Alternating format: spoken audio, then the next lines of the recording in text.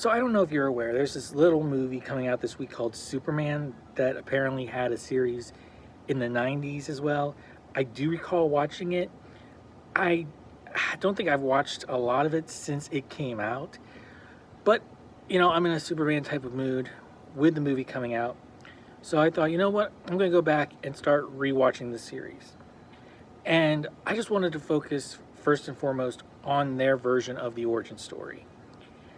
And overall, they do a good job of establishing the key players, with Superman, obviously, Lois and Lex, but also giving us a brief but quick origin story about Krypton, but they do it in a way that it works.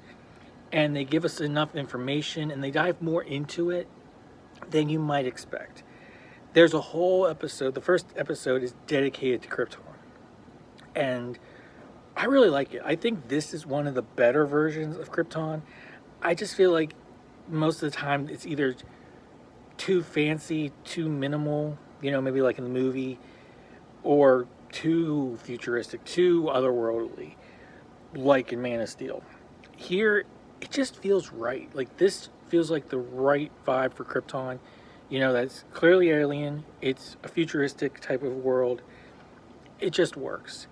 And I like how early on they establish things that are going to come back later in the season and later in the series.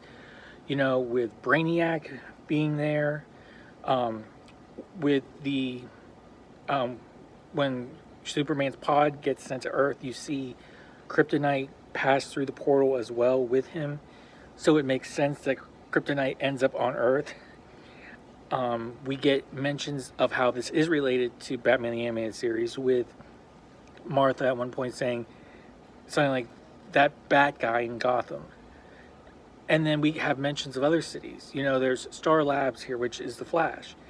So they do a good job of establishing their world while still connecting it in some ways to the Batman show that came before. Great animation style. Everybody knows that. This is just fantastic. Great voice cast to get things started. My biggest complaint that I have with it is we don't focus enough on Clark as a teen, as Superboy. I feel like it should have been Krypton, then the second episode should have been him discovering his powers, learning about him, then the third episode we get Superman, maybe even a fourth. But overall, this is a really good start to the show. It's a great jumping on point for people who don't happen to know who Superman is, and it sets the tone for the rest of the series.